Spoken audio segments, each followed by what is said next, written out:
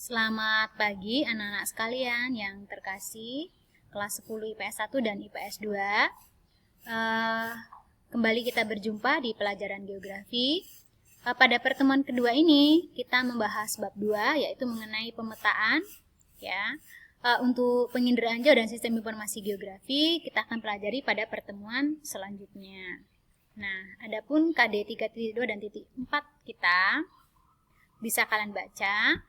Kemudian untuk tujuan pembelajaran kita hari ini adalah sebagai berikut, bisa kalian baca sendiri.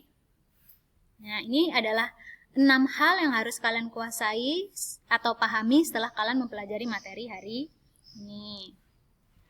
Nah, kita langsung masuk kepada pembahasan ya, pengertian peta. Menurut Ibu, kalau pengertian peta itu bukan satu hal yang asing lagi, karena di SMP pun kita sudah belajar ya mengenai peta. Jadi kita simpulkan saja, peta adalah gambaran permukaan bumi yang diperkecil menggunakan skala. Ya, kenapa gunakan skala? Karena bumi kita sangat luas, sehingga dibuat skala supaya bisa diperkecil. Nah, supaya mudah dipahami harus diberikan apa? Harus diberikan tulisan dan simbol-simbol. Nah, ya seperti itu ya, seperti legenda, warna dan seterusnya, supaya orang mudah memahami atau membaca peta. Nah, kita masuk kepada klasifikasi peta. Itu ada 2, ya, berdasarkan isi dan berdasarkan skala. Nah, yang berdasarkan isi dibagi menjadi 2, ada peta umum dan peta khusus.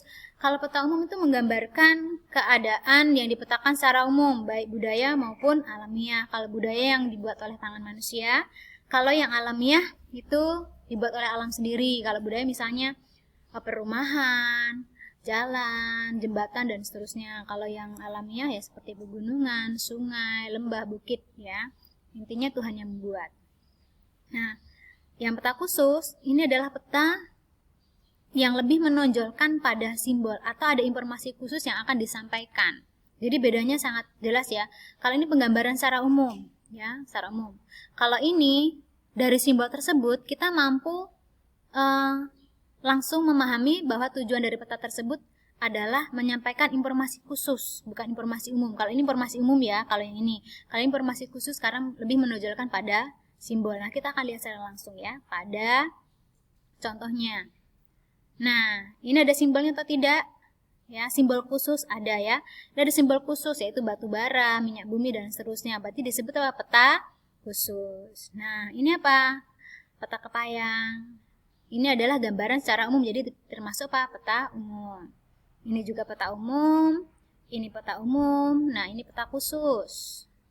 Nah, bedanya ya. Kalau peta khusus lebih menonjolkan pada simbol-simbol, lihat simbolnya. Berbeda ya dengan peta umum. Kalau peta umum digunakan adalah simbol-simbol umum yang digunakan pada peta. Tapi kalau peta khusus, dia menggunakan simbol-simbol tertentu sesuai dengan tujuan dari peta tersebut. Nah, sekarang kita lihat klasifikasi peta berdasarkan skala. Ya, lihat di sini ada 5. Nah, perhatikan. Jadi di sini langsung kita simpulkan saja ya. Jadi dari peta ini peta berskala kadaster, skala besar, sedang, kecil, dan geografis. Kok ini dikatakan kecil padahal nominalnya besar. Jadi skala itu semakin besar nominal skala ya, akan semakin kecil kenampakan yang ada pada peta dan daerah yang dipetakan semakin luas. Nah, semakin kecil nominal skala, daerah yang dipetakan kenampakannya semakin jelas. Tetapi daerah yang dipetakan semakin sempit. Nah, misalnya kita membuat peta Bengkulu dengan skala 1 berbanding 250.000 dengan skala 1 berbanding 1 juta. Nah, itu akan berbeda sekali. Mengapa? Kalau yang 1 berbanding 250.000, dia pasti akan lebih jelas kenampakan di dalamnya. Misalnya, daerah lingkar barat, daerah lingkar timur, dan seterusnya. Nah, kalau peta yang berskala 1 berbanding 1 juta, mungkin kota Bengkulu hanya akan terlihat sangat kecil-kecil bagian-bagiannya, ya. Terlihat kecil-kecil sekali. Seperti itu. Jadi, kalau semakin besar nominalnya, kenampakannya semakin kecil, tapi daerah yang dipetakan semakin luas. Begitu sebaliknya, kalau semakin besar mohon maaf, kalau semakin kecil nominal skalanya, semakin besar kenampakannya yang pada peta yang jelas ya. Kenampakan alami maupun buatannya semakin jelas, tetapi daerah yang dipetakan semakin sempit. Ini contohnya, peta kadaster, bisa peta sertifikat tanah, peta kabupaten, peta kelurahan, dan seterusnya ya, wilayah-wilayah kecil. Nah, ini contoh peta dari skala besar, misalnya Provinsi Bengkulu, Provinsi Lampung, Provinsi Jawa Barat, dan seterusnya. Ini peta skala sedang, Pulau Sumatera, bisa Kalimantan, bisa Jawa, Papua, dan seterusnya. Nah, ini peta skala kecil, contohnya Indonesia. Ini contoh skala geografis, yaitu bisa benua, bisa peta dunia. Jadi, kalau semakin besar nominalnya, daerah dipetakan semakin luas. Tapi apa? Kenampakannya semakin kecil. Seperti di sini ya, kita lihat Indonesia jadi kecil sekali. Nah, kalau di sini Indonesia semakin jelas. Seperti itu.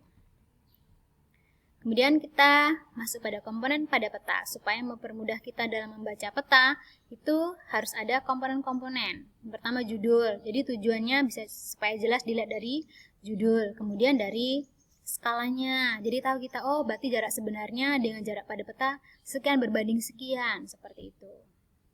Orientasi adalah arah mata angin. Kemudian sumber dan pembuat peta. Mengapa perlu dibuat sumber dan pembuat peta? Supaya kita tahu bahwa memang peta ini dibuat oleh orang-orang yang profesional. Karena memang tidak semua orang mampu membuat peta dengan baik. Jadi biasanya pemerintah menunjuk badan tertentu untuk membuat peta ya. Misalnya BIG atau Baku Sultanal dan seterusnya. Legenda atau keterangan ini diberi supaya mempermudah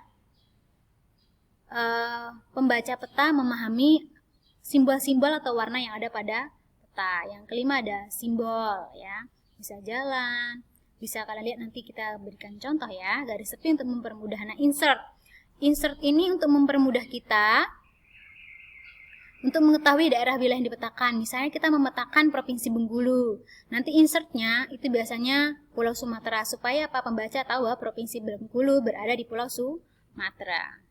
Warna ini biasanya untuk perairan, vegetasi, perbukitan, misalnya lautan. Kalau lautan itu, kalau semakin birunya tua, semakin dalam. Kalau birunya semakin muda, semakin dangkal. Seperti itu juga tumbuhan.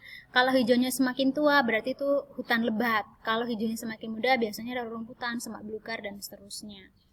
Yang terakhir ada tahun pembuatan. Mengapa perlu tahun pembuatan? Supaya kita tahu bahwa data-data tersebut akurat. Seperti itu ya. Misalnya kita butuh peta persebaran penduduk. Kita harus pengen data yang terbaru. Otomatis kita lihat tahunnya dulu. Tahun berapa ini peta ini dibuat. Seperti itu ya. Nah, ini contoh dari legenda, dari simbol-simbol ya. Ini contoh. Ini ada orientasi di sini. Kemudian, nah ini insert.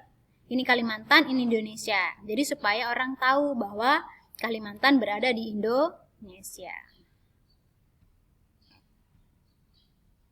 Selanjutnya kita akan mencari atau menghitung skala pada peta, jarak sebenarnya dan jarak pada peta. Bisa dilihat rumusnya, ya silahkan kalian baca sendiri. Selanjutnya kita langsung ke contoh. Nah, jarak kota M dan kota N berjarak 80 km jika pada peta kedua kota tersebut adalah 20 cm jaraknya ya. Jarak sebenarnya 80 km kota M dan N, tapi pada peta berjarak 20 cm. Berapa skala peta tersebut? Nah, diketahui. Nah, harus sama-sama jadikan sentimeter. Nah, 80 km kita jadikan sentimeter sama dengan 8 juta. Nah, baru kita bandingkan. Jadi tanya skalanya berapa? Nah, skala JP berbanding JS ya, 20 berbanding 8 juta. Sama-sama kita bagi dengan 20. 20 bagi 20 berapa? 1. Kemudian 8 juta bagi 20 berapa? 400. Jadi 1 berbanding 400.000. Itulah skalanya. Mudah bukan?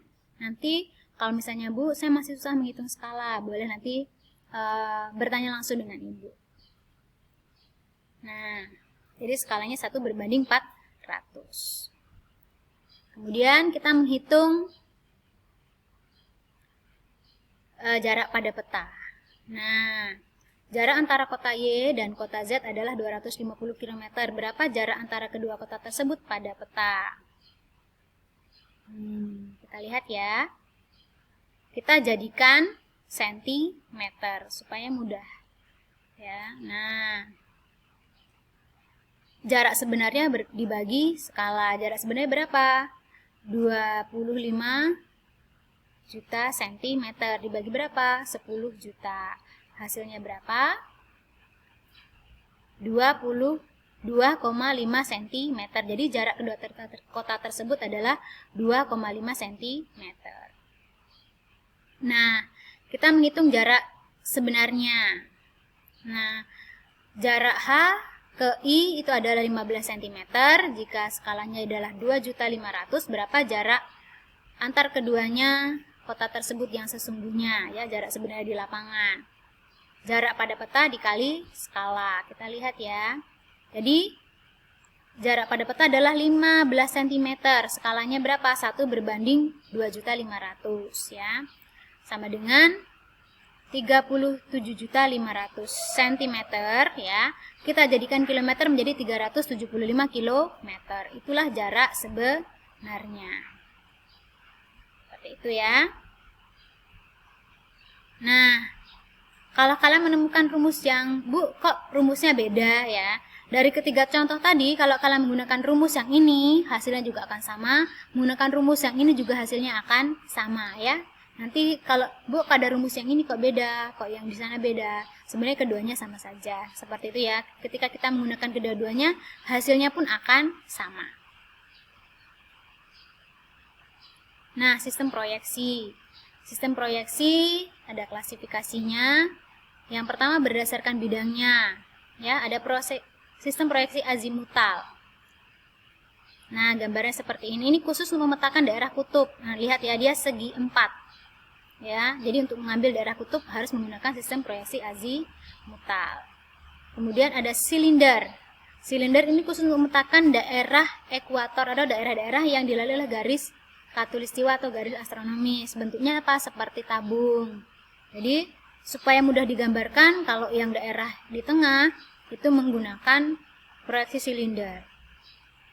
Mengapa dibedakan masing-masing? Karena bumi kita memang bulat tapi memipih pada bagian kutub-kutubnya. Jadi ini bulat, bagian tengahnya melendung ya. Bagian ujung-ujungnya sebenarnya itu pipih. Jadi harus menggunakan sistem proyeksi yang berbeda-beda ketika akan menggambarkannya ke dalam peta. Nah, yang terakhir ada sistem proyeksi kerucut. Ini untuk daerah-daerah yang berada di lintang tengah atau daerah-daerah yang memiliki 4 musim. Misalnya seperti Korea, Jepang, Cina, Belanda. Itu menggunakan sistem proyeksi kerucut. Karena dia biasanya pada bagian sini. Ya, seperti itu. Kemudian berdasarkan sumbu simetri. Ya, ada normal, ada transversal, dan miring. Nah, kita lihat gambarnya. Karena kan kita tidak semata-mata langsung bisa menggambarkan daerah tersebut langsung menggunakan ini, tapi kita harus benar-benar supaya peta tersebut meminimalisir tingkat kesalahan dari pembuatan peta, sehingga kita harus menggunakan sistem proyeksi, tetapi harus disesuaikan ya dengan daerah tersebut. Misalnya kita menggunakan, oh itu daerah kutub, tapi kalau ya pakai yang normal dia kurang bisa, oh pakai yang transversal, atau dia lebih miring lagi, nah bisa ya. Jadi penggunaan ini disesuaikan dengan posisi lokasi dari daerah yang akan dipetakan. Nah, berdasarkan sumbu simetri bidang proyeksi. Ini bisa juga seperti ini ya, berdasarkan sumbu simetri bidang proyeksi adalah biasanya ini adalah 3 hal yang harus dipertahankan ketika kita membuat peta. Apa saja? Equidistant itu adalah jarak, conform sudut, ekivalen itu adalah luasnya, ya. Jadi ini jarak, sudut dan luasnya. Jadi harus benar-benar dipertahankan ketika kita membuat peta. Jadi ada istilahnya seperti itu ya. Ada 3. Kemudian fungsi pada peta bisa kalian baca, ada banyak sekali ya sebenarnya. Ini hanya contoh beberapa saja Ibu berikan. Nah, bisa kalian baca ya.